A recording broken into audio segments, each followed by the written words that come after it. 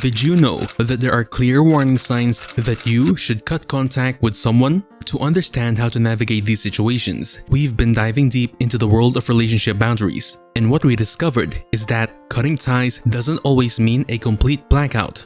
If you're dealing with someone who might be toxic, but a clean break feels too drastic, then stick around. We'll uncover 7 warning signs that you need to establish healthy boundaries. Plus, we'll have a secret weapon to share at the end that will help you navigate these situations with even more confidence. Let's start with sign number 1, the one-upper. Ever share a success story with a friend, only to have them turn it into a brag fest about their own accomplishments? This is a classic sign of a one-upper, someone who always needs to outdo you and make your achievements seem insignificant. While their behavior can be frustrating, does it always warrant a complete social shutdown? Healthy competition can be motivating, but there's a difference between friendly rivalry and constant one-upmanship. Research suggests that feeling envious of others' success can actually hinder our own achievements. A 2018 study published in Psychological Science found that exposure to social comparison, particularly in social media, can decrease feelings of satisfaction and self-worth. Imagine you land a promotion at work and excitedly share the news with a friend. Instead of offering congratulations, they launch into a story about their own recent promotion and how much more prestigious their new position is. This kind of behavior can be hurtful and make you feel like your accomplishments don't matter. The key here is to understand the root of the one-upmanship. Does your friend lack self-confidence and need to feel superior to feel good about themselves? Or are they simply oblivious to how their behavior comes across? If a gentle conversation about the importance of celebrating each other's successes doesn't change their behavior, it might be time to limit your interactions. Remember, true friends celebrate your wins, not compete with them. Sign number 2, energy vampires. Ever feel drained and emotionally exhausted after spending time with someone? This could be a sign you're dealing with an energy vampire. These folks tend to be negative, critical, and drama magnets, leaving you feeling depleted rather than uplifted. But is a temporary dip in your mood a reason to cut them off completely? Think of social interactions like emotional bank accounts. Healthy relationships involve a two-way exchange of positive energy. Energy vampires, however, tend to be chronic withdrawers. A study published in the Journal of Personality and Social Psychology found that simply interacting with someone who complains frequently can lead to a decrease in your own feelings of happiness and well-being. Imagine you have a friend who constantly complains about their job, their love life, and everything in between. They rarely have anything positive to say, and their negativity seems to seep into every conversation. This kind of constant complaining can take a toll on your own well-being. Now, it's important to distinguish between someone venting about a rough patch and someone who consistently brings negativity to the table. Everyone needs to vent sometimes, and true friends offer support during tough times. However, if your friend's negativity is relentless and they make no effort to find solutions or focus on the positive, it might be time to limit your interactions. Remember, negativity is a virus, and protecting your emotional well-being is essential. Sign number 3, the guilt tripper. Do you ever feel obligated to do things you don't want to do, simply because someone makes you feel bad about saying no? This is a classic tactic of the guilt tripper. These folks manipulate emotions to get what they want, leaving you feeling responsible for their happiness. But is every request met with a guilt trip a reason to sever ties completely? According to a study by the University of California, Berkeley, people who are susceptible to guilt are more likely to experience anxiety and depression. Chronic exposure to guilt trips can erode your sense of self-worth and make it difficult to make decisions based on your own needs. Imagine a friend or family member who constantly relies on you for favors. They might guilt you into helping them move, watching their kids last minute, or even lending them money they can't afford to repay. This kind of emotional manipulation can be incredibly draining. Now, it's important to understand the difference between someone asking for genuine help and someone using guilt to control you. True friends offer support and respect your boundaries, even when you can't say yes. However, if someone consistently uses guilt trips to get their way and shows no remorse for manipulating your emotions, it might be time to limit contact. Sign number 4, the narcissist. Have you ever met someone who seems completely self-absorbed, constantly craving attention and admiration? This could be a sign you're dealing with a narcissist. These individuals often have an inflated sense of self-importance and a lack of empathy for others. But does every encounter with a braggart warrant a complete social exile? Research suggests narcissism is on the rise. A 2017 study published in the Journal of Personality and Social Psychology found a significant increase in narcissistic traits among college students over the past few decades. Experts attribute this to factors like social media and a cultural emphasis on self-promotion.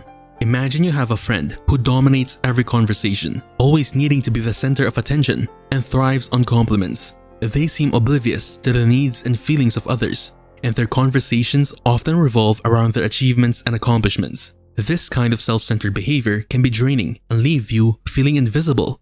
Now, it's important to remember that narcissism exists on a spectrum. Some people exhibit mild narcissistic tendencies, while others may have full-blown narcissistic personality disorder. If you're dealing with someone who displays occasional arrogance but is generally open to feedback, setting boundaries might be enough to maintain a civil relationship. However, if their narcissism is extreme and they show no regard for your feelings, it might be best to distance yourself.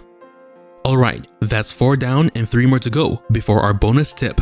Now, if you're finding this information exciting and valuable, make sure to hit that like button to support this video. Moving on to sign number 5, the gossip.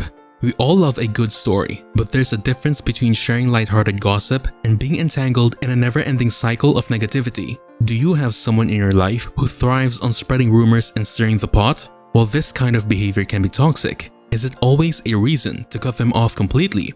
Studies have shown that gossip can actually be a form of social bonding. A 2016 research paper suggests that gossip can help us establish social norms and build trust within the group. However, there's a fine line between harmless gossip and malicious rumor mongering, so beware.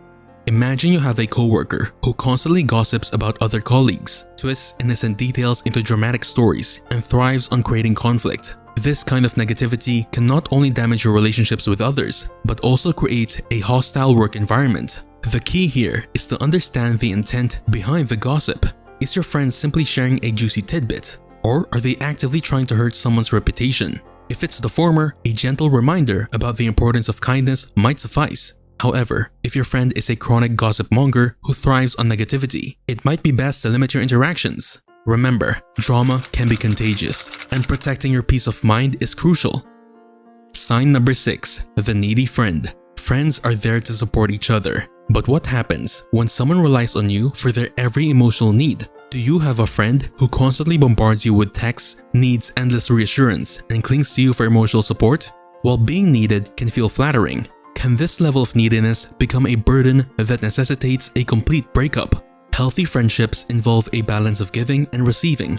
Research suggests that strong social connections are crucial for our mental and emotional well-being. However, one-sided friendships where one person constantly leans on the other for support can be emotionally draining. A 2014 study published in the journal Personal Relationships found that feeling responsible for someone else's happiness can lead to anxiety and burnout. Imagine you have a friend who constantly seeks your advice on every minor decision, gets upset if you don't answer their text immediately, and relies on you for emotional validation. Their constant neediness can leave you feeling exhausted and emotionally unavailable for your own needs. The key here is to understand the root of the neediness. Is your friend going through a tough time and needs temporary support? Or is this a chronic pattern? If it's the former, offering a listening ear and gentle encouragement can be helpful. However, if your friend's neediness is constant and they show no effort to become more self-sufficient, it might be time to establish boundaries. You can explain your limitations and encourage them to seek support from other sources. Remember, it's okay to prioritize your own well-being, and true friends will understand. Sign number 7, the friend you've outgrown. Friendships are like gardens. They need constant care and attention to thrive. But sometimes people grow and change in different directions. Do you have a friend from childhood who no longer shares your interests or values? While it can be sad to acknowledge a friendship has run its course, does this always necessitate a dramatic falling out? Life is a journey, and it's natural for people to evolve over time. A 2017 study published in the Journal of Personality and Social Psychology found that our social circles tend to shift significantly throughout our 20s. Shared experiences and common interests often form the foundation of friendships in our younger years. But as we mature, our priorities and values can change. Imagine you used to be close with a friend who shared your love of video games and staying up late. Now, you're more focused on your career and have a growing family. Your friend, on the other hand, still goes out partying and embarks on late-night adventures. While you might not have much in common anymore, this doesn't mean there's animosity. The key here is to acknowledge the natural shift in the friendship. A clean break isn't always necessary. You can choose to maintain a connection, albeit a less frequent one. An occasional catch-up or social media interaction can be a way to stay loosely connected while acknowledging your lives have taken different paths. Remember, growth is inevitable, and it's okay for friendships to evolve or fade over time. So, you've identified a challenging personality in your life, and you're ready to establish some boundaries. But what happens when they push back, try to guilt trip you, or simply don't seem to get it? Here's where our secret weapon comes in. The broken record technique. Think of a broken record player. No matter how many times you try it, the needle just keeps skipping back to the same spot, repeating the same phrase over and over. That's the essence of this technique. You calmly and clearly communicate your boundary statement. And then, no matter how the other person responds, you simply repeat it without getting flustered or defensive. Imagine you have a friend who constantly flakes on plans. You decide to set a boundary by saying, "Hey, I understand things come up, but it's frustrating when we make plans and you cancel at the last minute. I value our time together, so if we reschedule, can we try to stick to it?" Your friend might apologize, make excuses, or even try to guilt trip you. Here's where the broken record comes in. No matter their response, you simply restate your initial boundary statement. For example, "I hear you, but it is important to me that we follow through on plans. If something comes up, let's try to reschedule with more notice." Repeat the statement calmly and politely, as many times as needed. Remember, the goal isn't to be rude or shut down the conversation entirely. It's about communicating your needs clearly and consistently. By using the broken record technique, you can avoid getting sidetracked and ensure your message is heard. If you want to learn more about things that protect your sanity, be sure to check our video, 6 Signs You're Putting Yourself First, to help the power of you and avoid toxic situations and environments. Well, see you in the next video.